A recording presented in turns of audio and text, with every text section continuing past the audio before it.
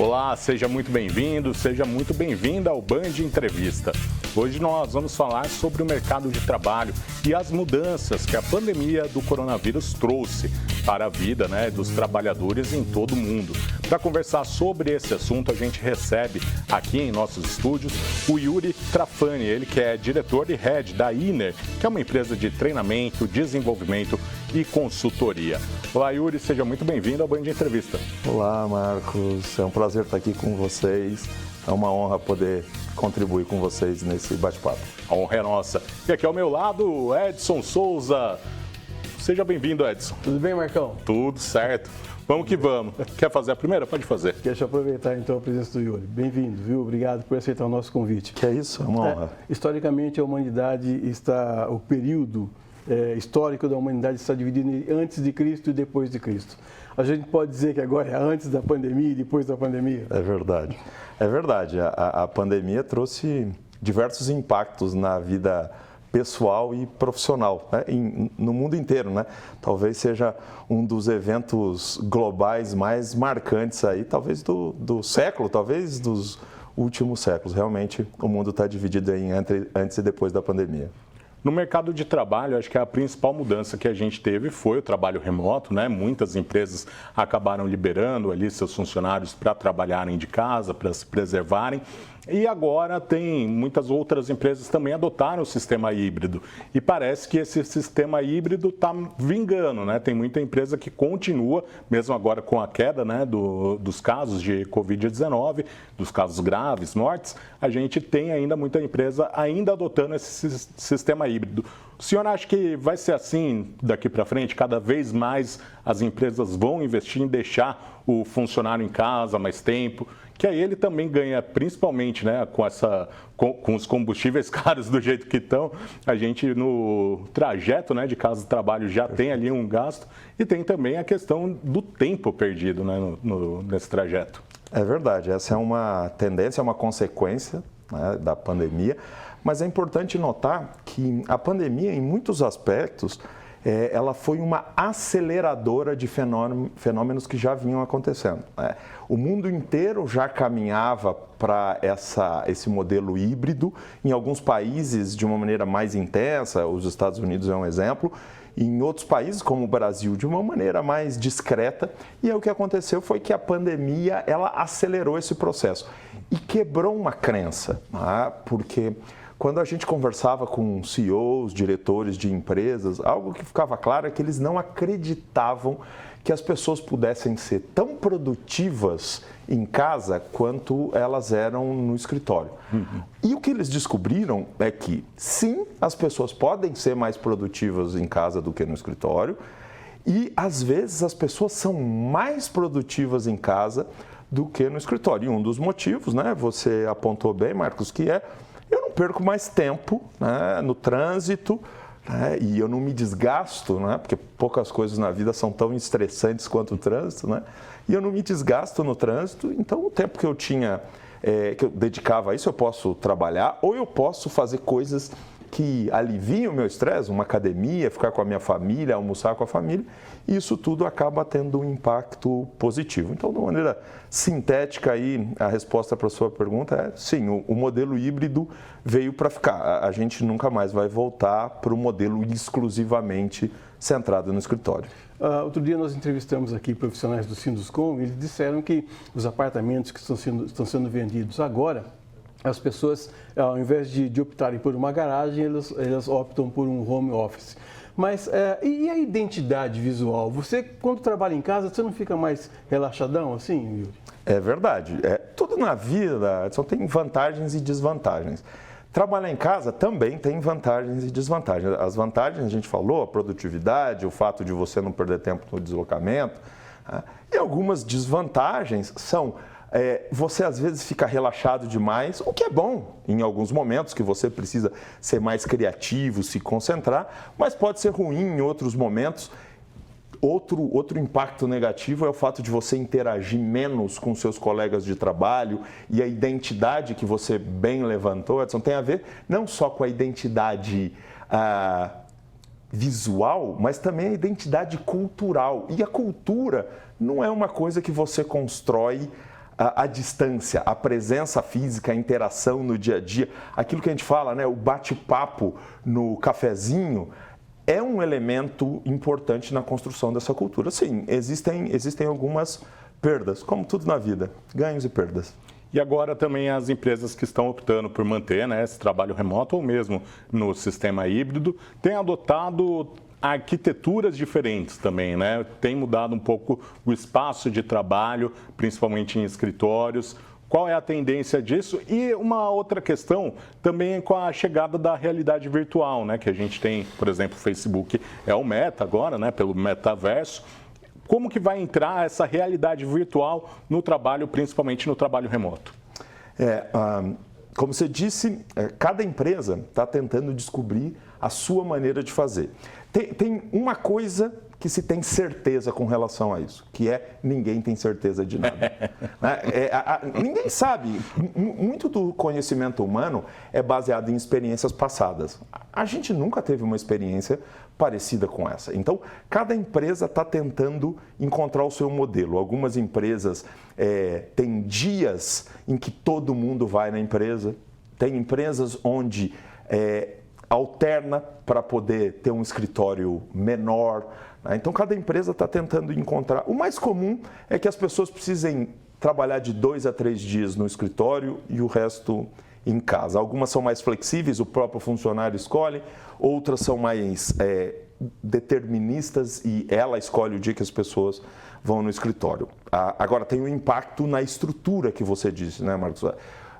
E isso é um aspecto atraente para as empresas, né? A gente sabe, vários clientes da gente na Inner que tinham prédios inteiros e hoje tem metade do prédio, alugaram ou devolveram metade do prédio, empresas que estavam estabelecidas em 3, 4 andares e hoje tem 1, 2 andares. Então, se todo mundo quiser voltar a trabalhar presencialmente, não tem nem como, não tem nem lugar mais, né? Então, essa é a mudança na estrutura e na cultura. Qual foi a outra pergunta que você fez?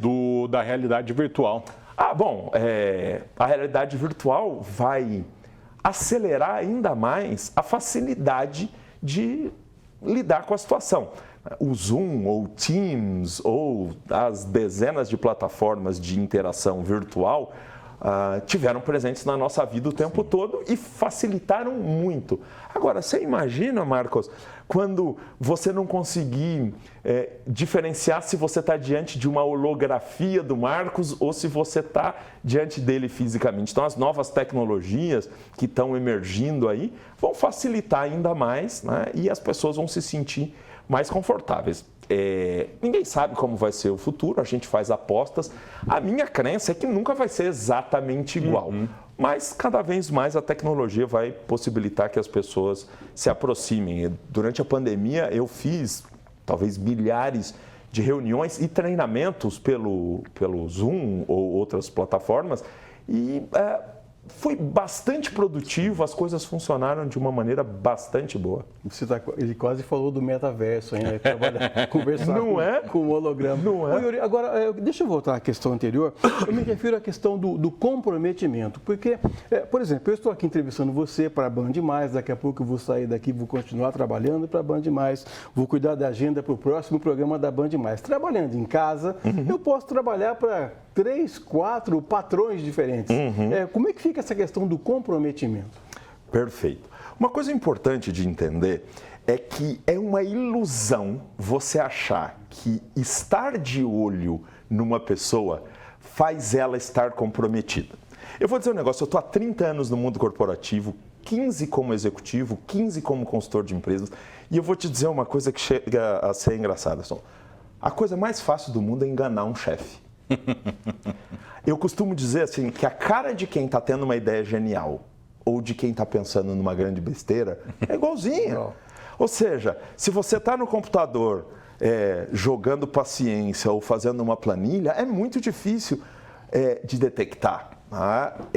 Por isso que eu digo, é uma ilusão achar que a presença gera comprometimento. Não gera. O que gera comprometimento? A sensação da pessoa de que ela tem uma ligação emocional com a empresa, que ela acredita no propósito da empresa, que o líder dela é alguém por quem ela quer trabalhar, com quem ela tem uma conexão emocional, né? Mais do que a vigilância. Talvez na época da Revolução Industrial, onde você está numa fábrica, você consegue ver se a pessoa está martelando devagar ou rápido, você consegue ver se a pessoa está martelando mais ou menos. Agora, quando você fala de trabalho intelectual, o que a gente chama dos trabalhadores do conhecimento, é muito difícil supervisionar a mente das pessoas. Eu posso apostar que você várias vezes teve grandes ideias para o programa, indo para casa, ou tomando banho, ou tomando o seu café. Ou seja, quando você fala da economia do conhecimento, quando você fala de criatividade, quando você fala de profissionais dessa natureza, é impossível estabelecer limites de horário e dizer se você está trabalhando mais ou menos, por que você está na empresa. Na minha opinião, a grande perda não é a supervisão, não é a capacidade de verificar se as pessoas estão trabalhando. A grande perda é a desconexão emocional que acontece quando eu fico muito longe das pessoas por muito tempo. Por isso que algumas empresas têm forçado um pouco a barra para as pessoas irem para a empresa e continuarem construindo essa conexão emocional. E com essa desconexão fica mais fácil para a gente ter, por exemplo, para uma empresa ficar perdendo funcionários, para ter uma troca mais constante. Esse é um fator também preocupante para as empresas. É verdade. Tem algumas empresas para as quais a gente trabalha que disseram que pessoas que entraram durante a pandemia na empresa, foram contratadas durante a pandemia, não conseguiram construir essa conexão com o propósito, com as outras pessoas e foram embora rapidamente. Enquanto aquelas que já estavam lá, ou seja, que já tinham construído essa cultura, né, acabaram ficando na empresa por mais tempo. Certo. A gente precisa ir para o intervalo e volta já já. Hoje estamos recebendo aqui em nossos estúdios o Yuri Trafani, ele que é diretor e head da INER, que é uma empresa de treinamento, desenvolvimento e também consultoria. A gente vai para o intervalo, volta já já, não sai daí.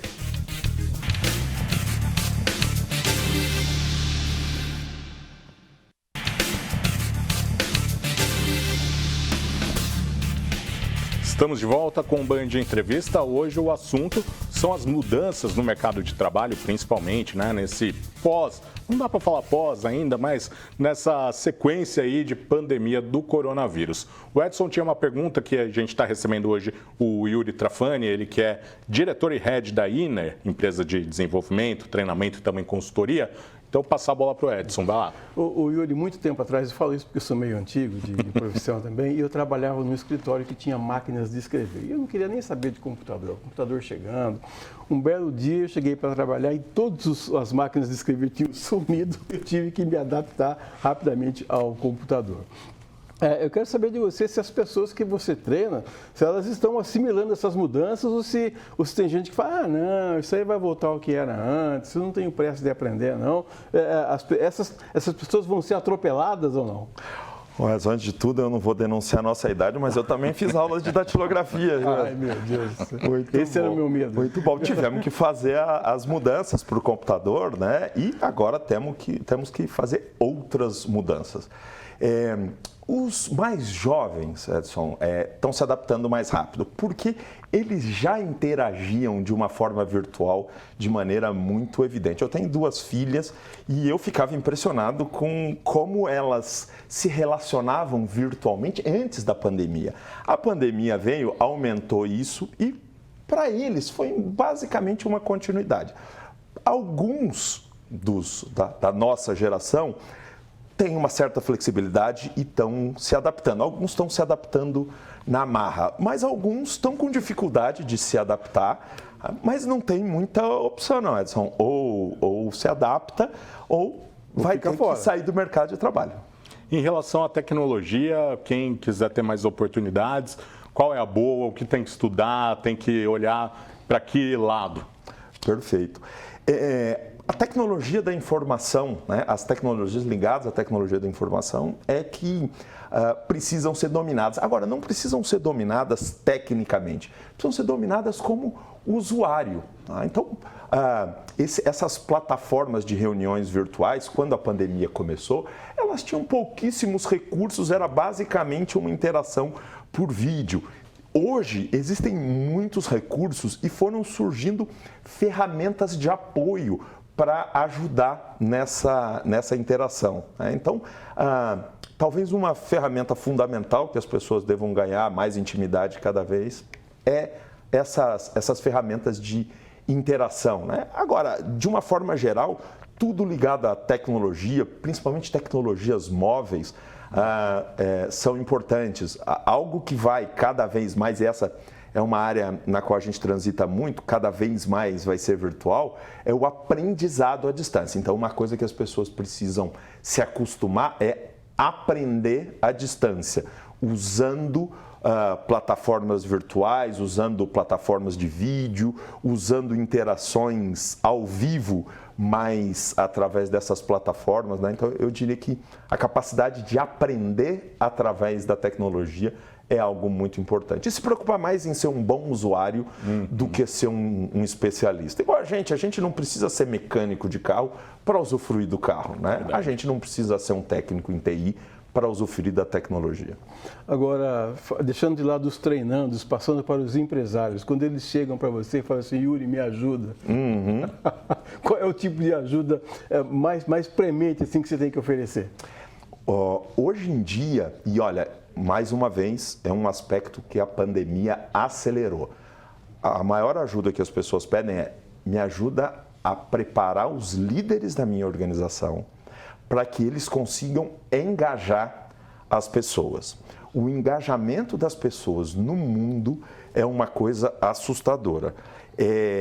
A gente tem 60%, as pesquisas mostram isso, 60% das pessoas não têm conexão emocional com o trabalho.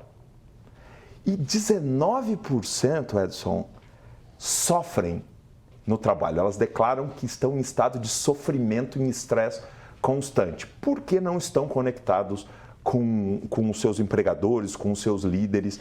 E esses mesmos estudos mostram que o fator preponderante para que uma pessoa se sinta engajada e se sinta motivada para trabalhar numa empresa é o chefe direto, é o líder direto. Então, uma das grandes ajudas que as empresas têm pedido é ajuda a gente a preparar os nossos líderes para que eles possam cuidar das pessoas, que é quem faz o negócio acontecer.